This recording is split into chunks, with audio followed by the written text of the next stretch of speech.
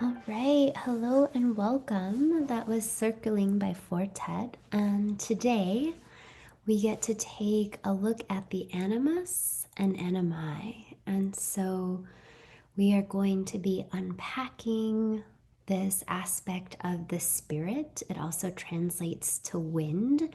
Um, and so let's take a deeper look at how the animi and animus really comprise a key component of Jungian psychology, and then the way that we can use some tools to unpack dreams related to subjective and objective perspectives. So today for our presentation, we're going to be discussing a quick review of the shadow versus collective shadow from last module, as well as unpack the archetypes of the anima and animus. And we'll look at some critiques of Jung around this gendered prototype of anima and animus. And then we'll get into yin yang cosmology and divination by looking at the Tai Chi symbol, as well as a brief discussion on the I Ching. And we'll talk about the five loves. And the five loves feel relevant, especially as we're in, the second week of February, and there is that Western cultural American holiday of Valentine's Day. So we can do some deconstructing on that holiday as well. So if you recall, projection is the investment of others with conscious or unconscious qualities in ourself. And the shadow is that part of us that's split off because it houses our rejected values. So the aspects of our psyche that are really hard for us to see.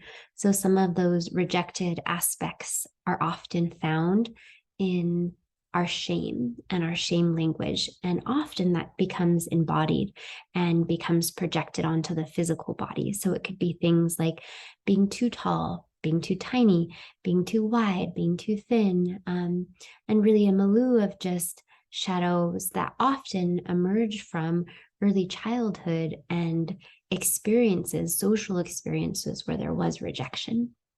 And then within that piece, we also are going to look at the collective shadow and how that can also apply to the anima and animus. And then this houses the rejected qualities of a culture that become motivating forces that can come to possess a group and often used to displace emotional energy. So emotional energy gets displaced when we put something or project it onto a neutral agent, but that's just what we're feeling within us. And so it gets projected outside of us.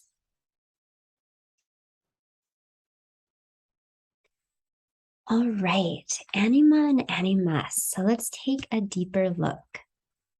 We can see that the word animos actually translates to the word wind. And when we're talking about wind, it very much has this ephemeral, kind of loose quality to it. And so with it, Freud took this word and he says that every man carries within him the eternal image of woman, not the image of that particular woman, but a definite feminine form. This image is fundamentally unconscious and can be hereditary. It is engraved in the living organic system of man, an imprint or an archetype. In short, is an inherited system of psychic adaptation. So that comes from Carl Jung in 1922 as he's developing some of his ideas around anima and animus for the first time. So, borrowed from the Greek word to mean spirit, he is juxtaposing this position of every quote unquote man has a position where he has a feminine attribute within him. And in the same light, every female has a masculine imprint that they carry within them. So before I did a deeper study with Carl Jung's work, I had this assumption that the anima and animus were actually different forms of spirit. And so I just wanted to share this with you because in Chinese medicine, each organ has its own spirit and its own function. So we know the corporal spirit is called Po, and that belongs to the lungs. The ethereal spirit is the hun of the liver. And then the thinking spirit, or one that helps us digest the world emotionally, is called yi. And then we also have our own solar spirit of the heart, which we call little shen. And that belongs to that compassionate place within us. And then we have the ancestral spirit, which is called zhi, or kidneys.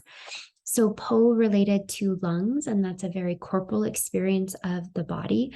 So when we die, the Po absolutely stays with the body. So that spirit stays. The hun, however, is the spirit that at night helps us dream. So it's actually the liver and the spirit of the liver that helps one dream at night, according to Chinese medicine. And then the yi is its function is going to be around helping us digest emotional interactions during the day.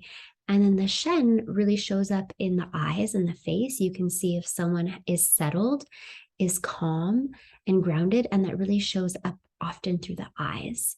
And then again, the ancestral piece of the kidneys. So while we're thinking about anima and animus as the spirit, as this quality of ether or wind, if we look at different contexts that in 1922 that were inspiring Carl Jung, Taoism and the I Ching, which was written over 6,000 years ago as a divination tool, that highlights some of these functions of each organ and their spirit, absolutely has an intersect with this, because we know that each organ is going to be yin or going to be yang.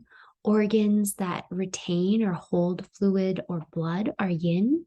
Organs that intake, release, those are going to be yang organs, like the stomach.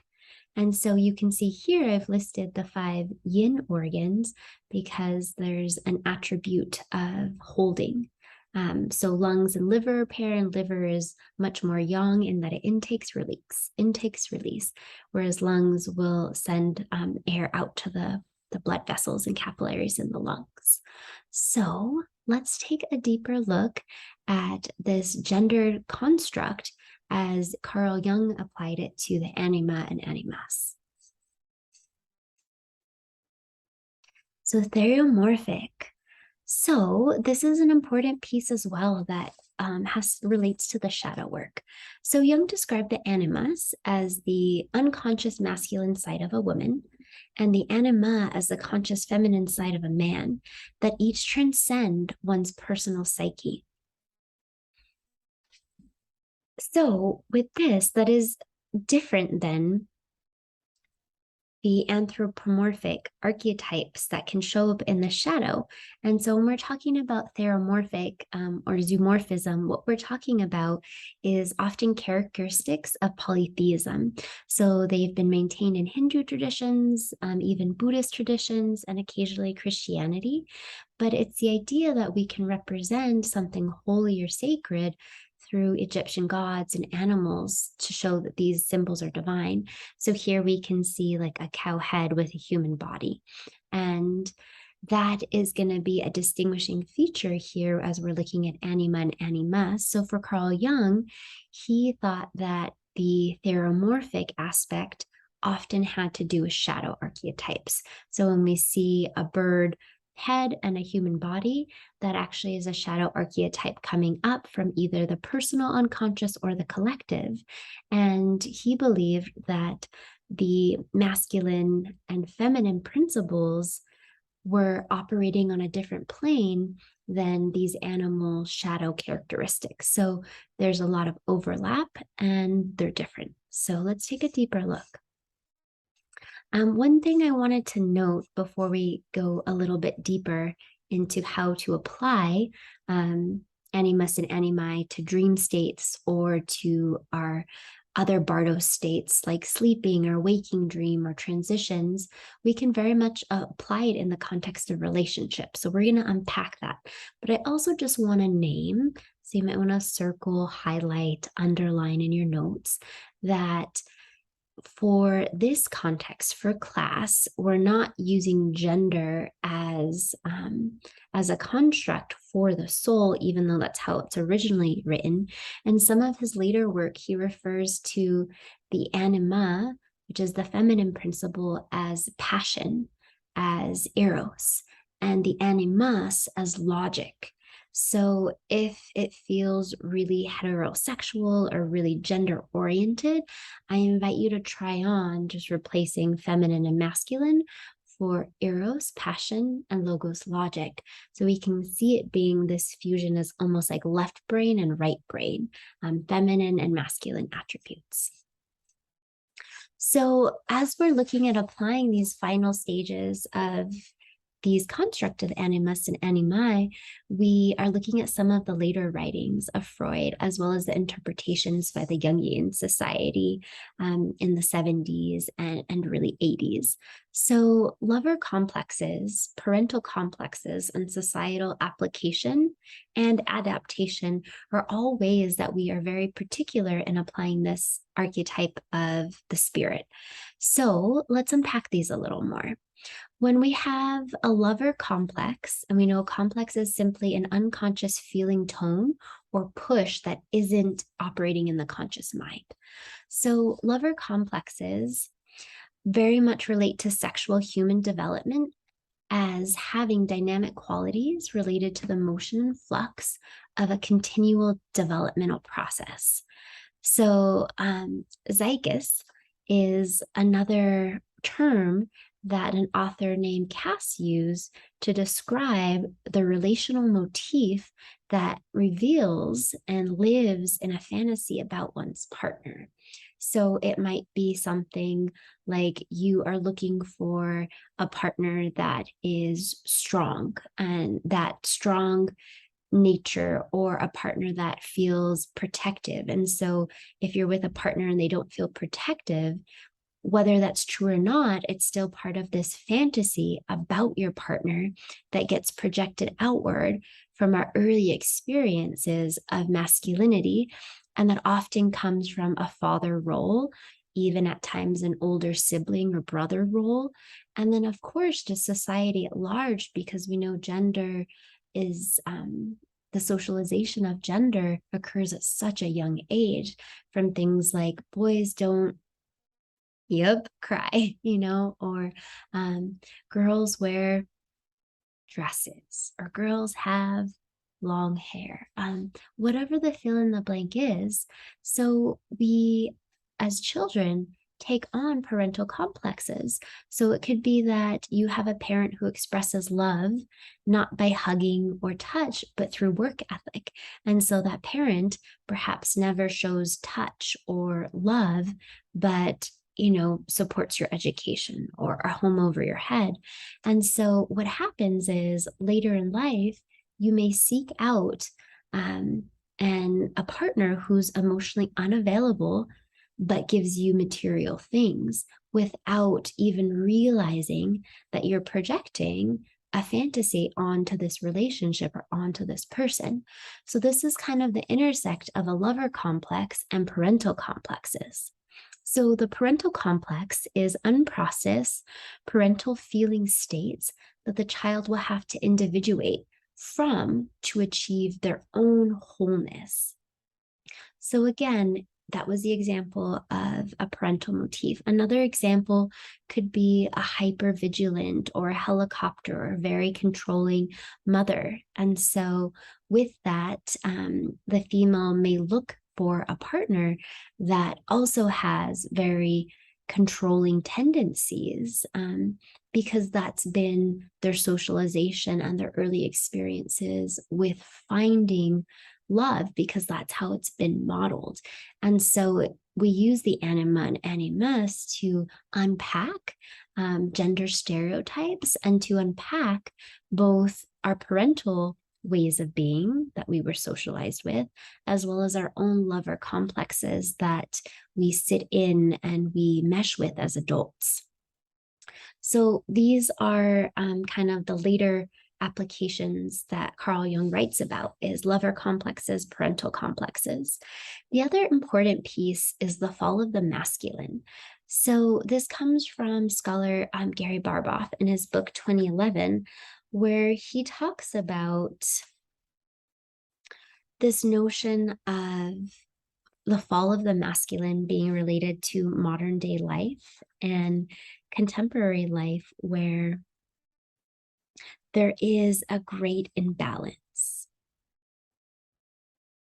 So we can see that in the issues of modernity, such as capitalism, or currently, I read a statistic, it was 63 or 68% of Americans live paycheck to paycheck.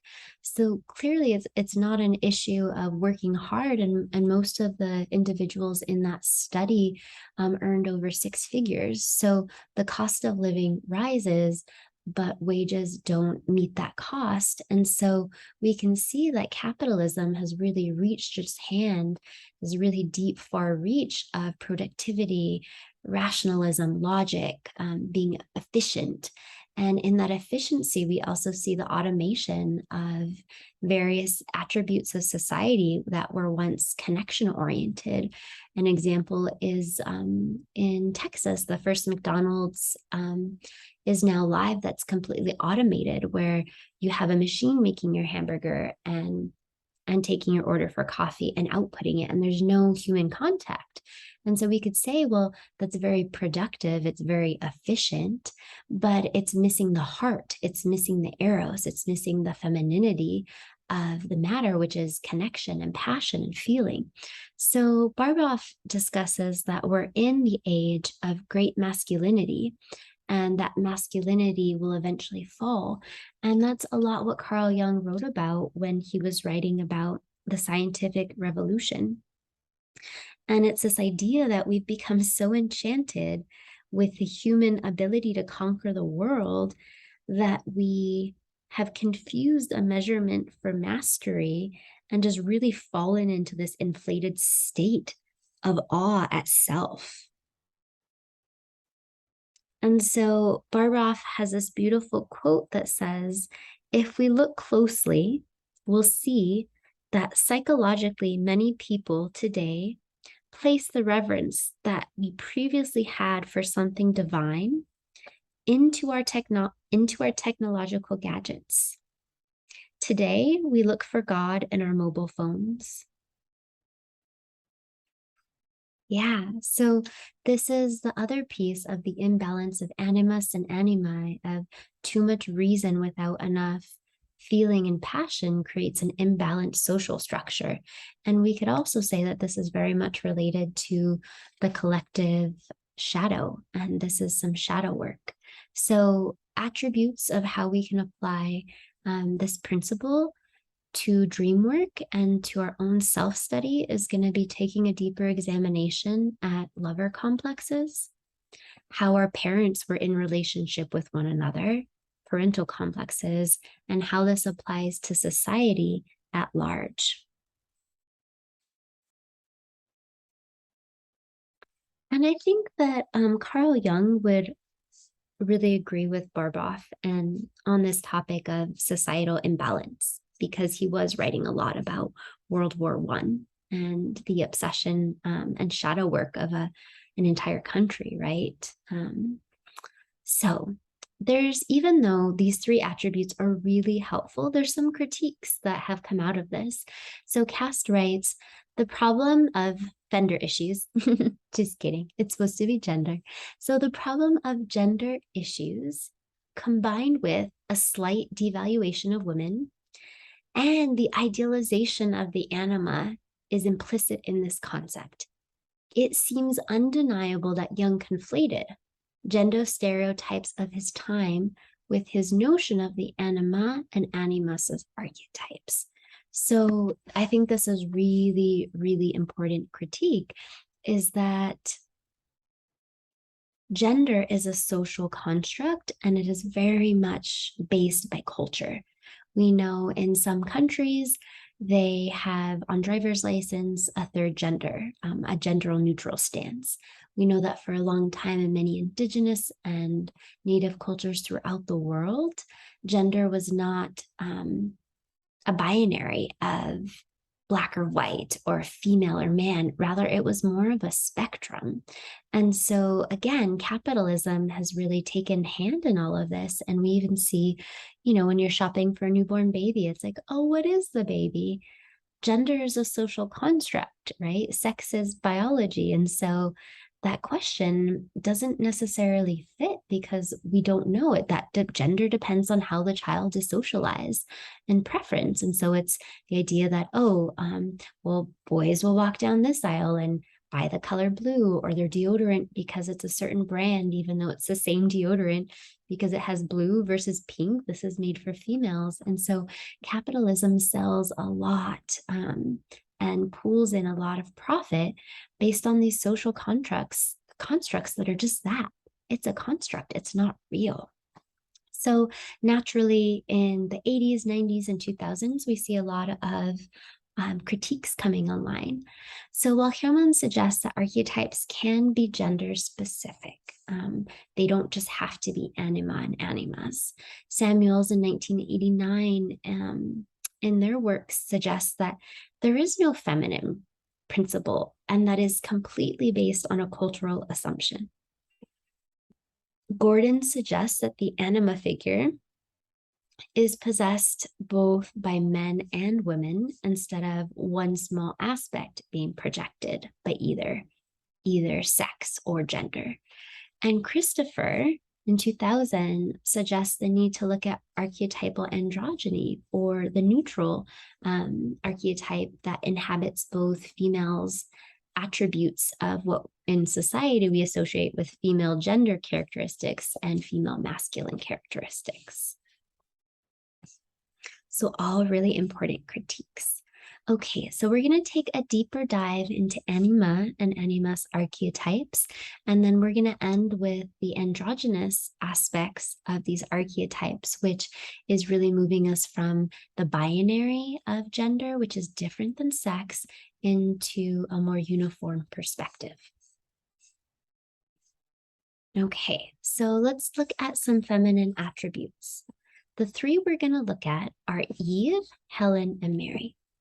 So Eve, we know, comes from the very Christian tradition, and it is positioned as an object of desire. So Eve as an archetype, this comes from Sanford's work in the 1980s, is this notion of sexual objectification. So it's an emergence of, and I'm putting man in quotations because I want to highlight that sex is different than gender, but for purposes of communication and simplicity, we're just going to keep this in Jungian terms, which, is very outdated and from the 1920s. So if you don't mind, let's see if we can use Jung's language, even though it has some flaws. So man's object of desire is female. The anima is completely tied up with women as provider of nourishment, security, and love. The man at this anima level cannot function without a woman and is more likely to be controlled by her. Here's the key piece, or controlled by his imagination or his imaginary construct of her. So at this stage of archetypes related to anima or the feminine, we're looking at Eve as more of the sexual objectification of females, and how that plays out in a modern context is absolutely notions of competition amongst women, or issues of ownership of the female energy, or issues of control. So that's all Eve issues that come from this archetype. The next one we look at is Helen, who is a worldly achiever, intelligent, talented, and is connected with Troy from the Greek tradition. So in this phase, females are viewed as capable of worldly success, being self-reliant, intelligent, insightful. And so I think in a modern context, we can even think of someone like Beyonce, an achiever, intelligent, talented, someone who can purchase their own material wealth. And this also has some issues to it because it is showing strong external talents in a material setting, but it lacks the internal qualities of virtue, faith, imagination, centered, grounded. So when we're looking at the archetype of Helen, this might be the archetype of an independent female in the world who has her own job and doesn't need anyone else. But we can see how this archetype still is problematic because, of course, we need other people. Of course, we need connection. And part of that connection is virtue and faith in relationship. So then the third one that Sanford unpacks is Mary, again from the Christian tradition, of being this archetype of righteous and virtue. So this is the third phase.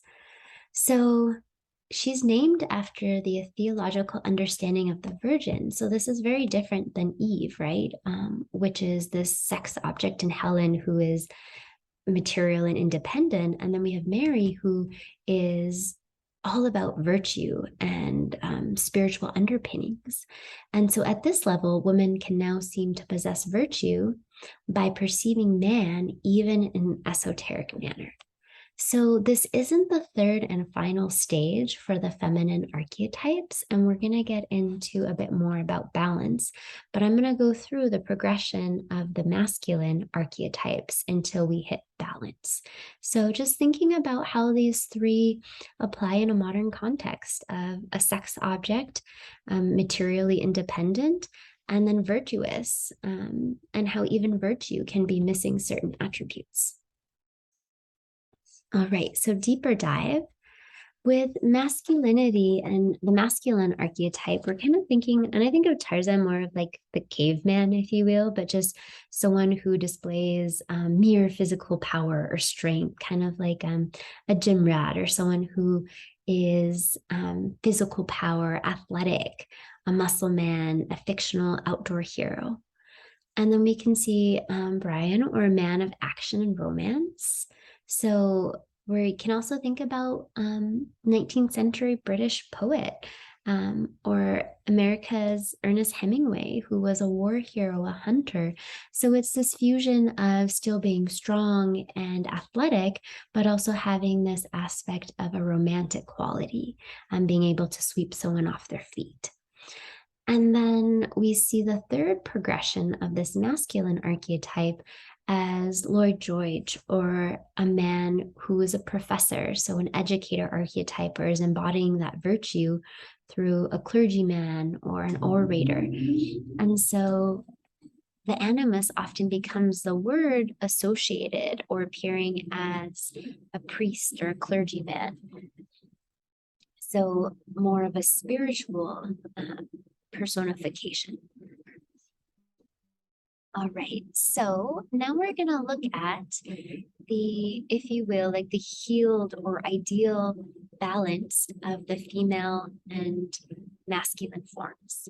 So Sophia, we know translates to wise or wisdom from Greek. And so it's this idea of embodying and moving beyond just females as a sex object, females as materially independent and not needing anyone, and females as this just sterile virtue without any sexual appetite or expression.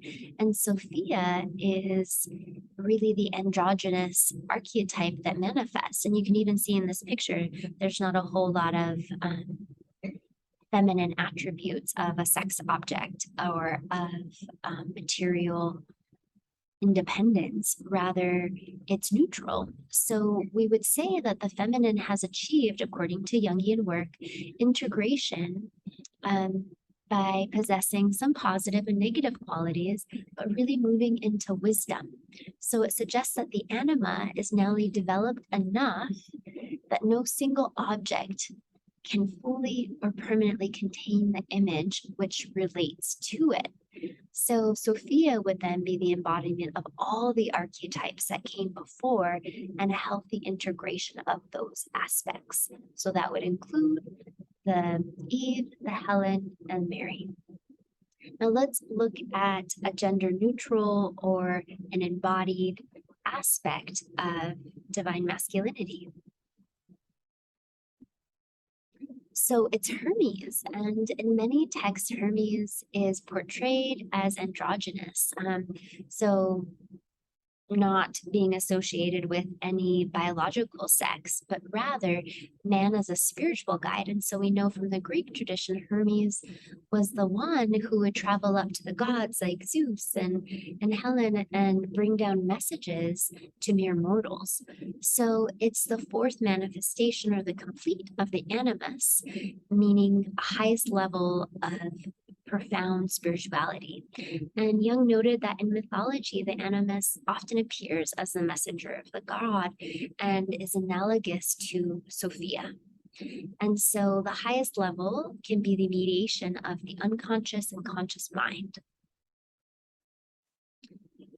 So, as we look at Sanford's work, it's this idea that the archetypes related to feminine and masculine have a progression. And in that progression, the closer that the individual archetype becomes neutral or has integrated some of the darker shadow work with the light and has integrated some of these lower aspects of gender expression, then it becomes healthy or more balanced.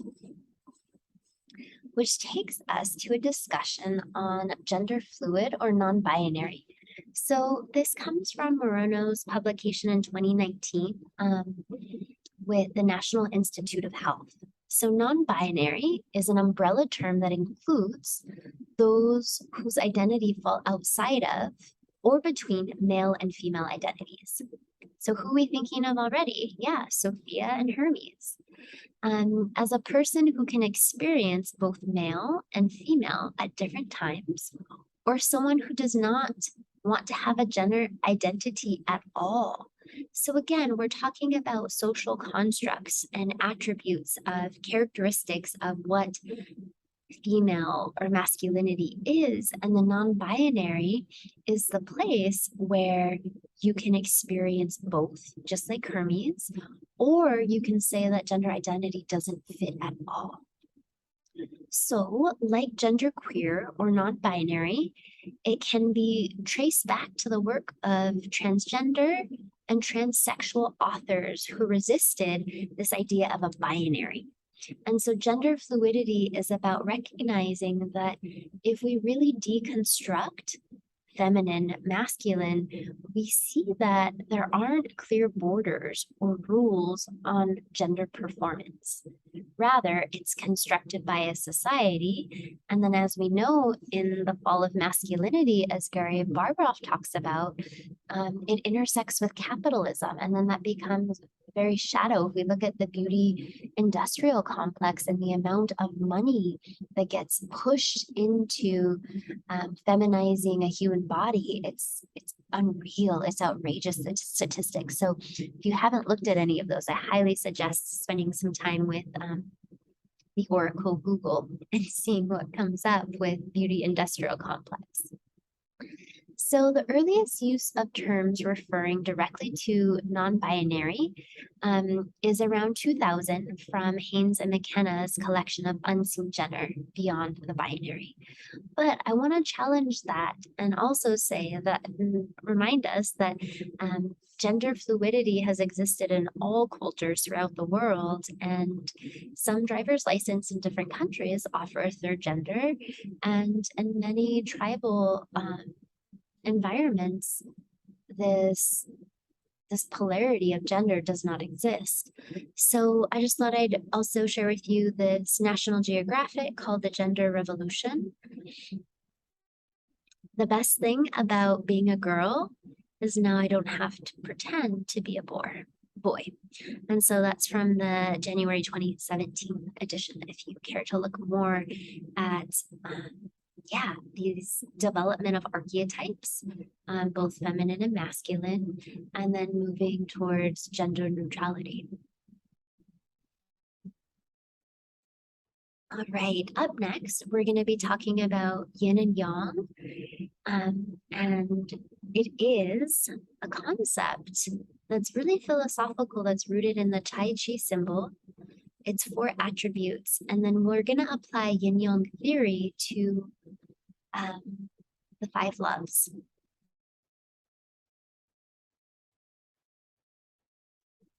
So even though Carl Jung conflated gender with spirit, I would I would imagine, and I don't know, this is my assumption, but that he was highly inspired by Taoism.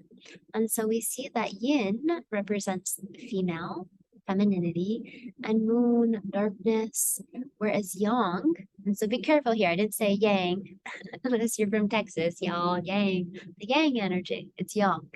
The sun is male and represents this lightness, this masculinity, activity, and heavens.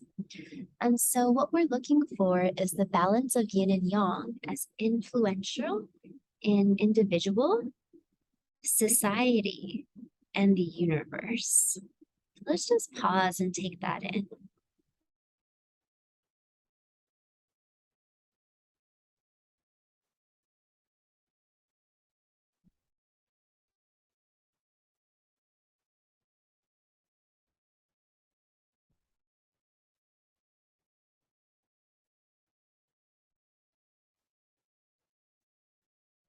So individuals, that means that we can apply just this to archetypes. And I have the sense that that's what Carl Jung was doing, was taking this Chinese philosophical concept and applying it to his day, what he attributed to be gender. And so we can also apply that to society, right? The age of masculinity and over reason. And then we can even apply that to the universe. So the earliest characteristics for yin yang were found in inscriptions made on oracle bones and skeletal remains of various animals that were used in Chinese divination practices as early as the 14th century BCE. So this is really ancient, really primal archetypes that Jung is pulling through. And I just want to name that they're really prominent and still used today in Chinese medicine. So let's take a look at the Tai Chi symbol. There's 4 attributes of yin and yang. Did you know that? I know, it's so neat. So we see this and we just, I think as Westerners, are like, oh yes, yin and yang. But it gets so much deeper than that. So there's 4 attributes, and they go as the following. Yin and yang are opposites. They are interdependent. They consume one another, and they are intra-transformative. So opposite, interdependent, consuming, and intertransformative. So when we're thinking about opposite, we can think that yin is relative to steam, while yang is relative to ice. Their relationship is also relative. You can only think of one in relation to the other. So the 2 extremes, steam versus ice. And then the interdependence is yin and yang are opposite, but that also means they're interdependent. One cannot exist without the other. And such, nothing in the universe is totally yin and nothing is totally yang. For example, we can't have day without night. And these 2 elements are constantly transforming into one another. There's also mutual consumption of yin and yang. So it's the idea that whenever one becomes weak, they consume the other. So an example that you can see is yang, which is mid-time of the day, midsummer. That eventually, when it reaches its peak, will fall. And then fall will come in, and then winter will come in. And the most basic way to think about mutual consumption is the most darkest moment, the most yin time, maybe it's like 5:35, and then yang comes. So whenever we hit an extreme of one area, it always pulls in its opposite. So sunrise is the moment before is the darkest time of the night. And then it's also the gateway for yang, or the sun to come through. So too much yin always leads to yang. Too much yang always leads to yin. And then the last piece of this is intertransformation. So we don't want to think of these 2 elements as static, but rather that they transform into the other. So think about how spring arrives when winter is over. Or again, how day transforms into night. So again, I think this absolutely applies to Carl Jung's aspect of anima and animus. So I thought I would bring it in and share with you a little bit of Chinese medicine and how it can relate to relationships. So these two qi energies, and qi can also be spelled with a Q, identify polar opposites that attract and create a whole new balanced energy.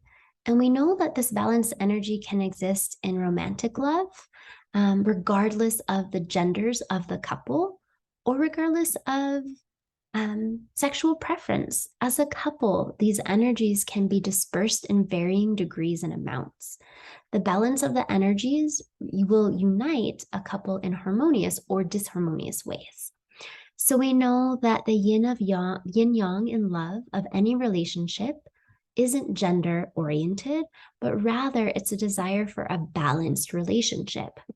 So the exchange of energies in a love relationship is really powerful. So there are times when one person will embody the yin, the rest, and the other will have more yang energy. We can see this through something as simple as pregnancy.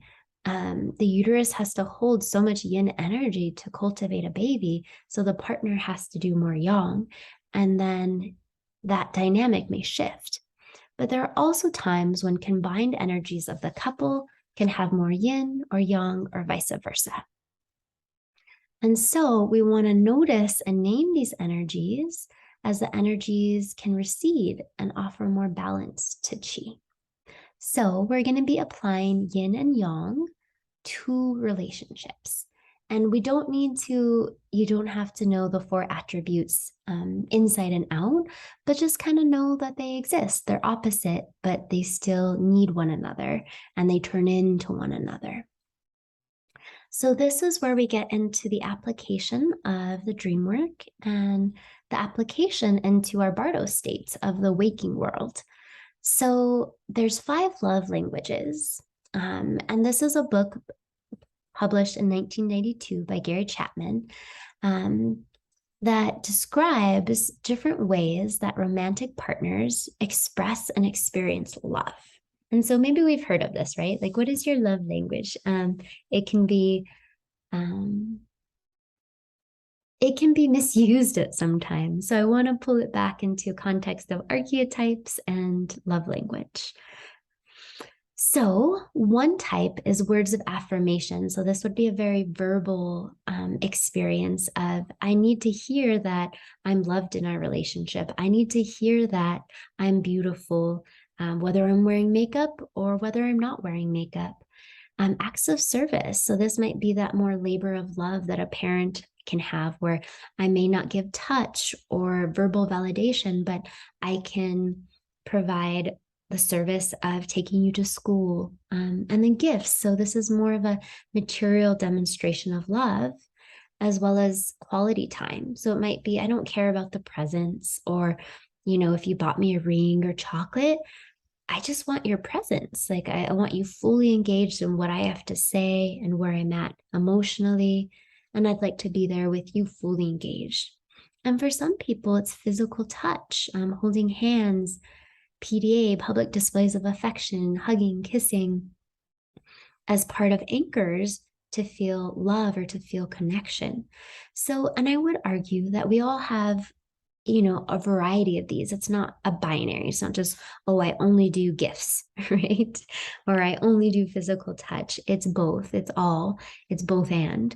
But just noticing, based on your parental socialization, which of these do you sit in? Which of these do you feel more comfortable in? So this is going to be our activity, and you'll also see a handout for this as well, for the 5 love languages.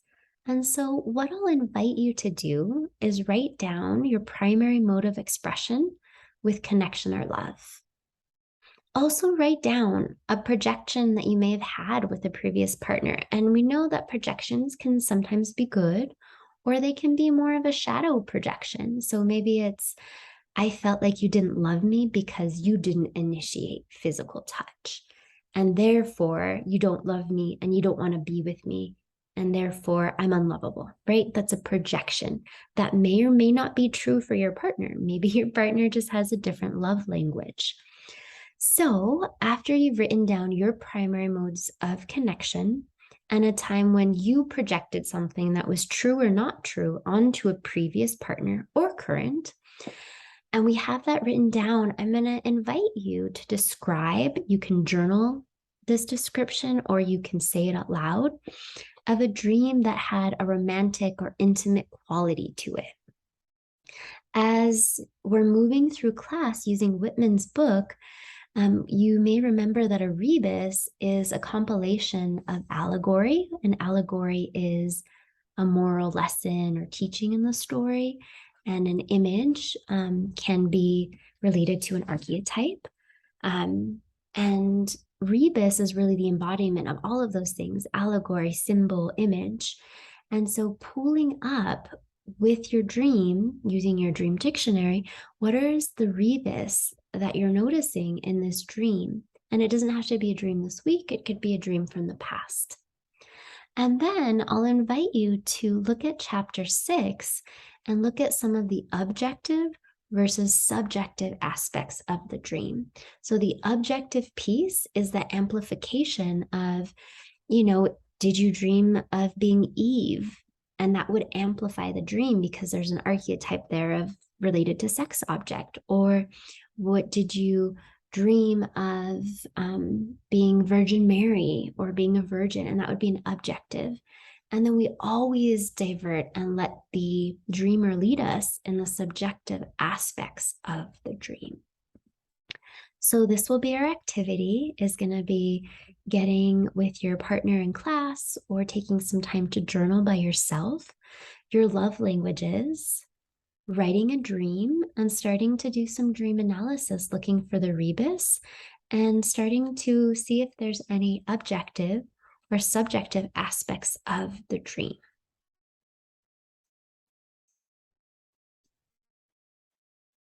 All right, so here's the learning overview of all that we've chatted about today.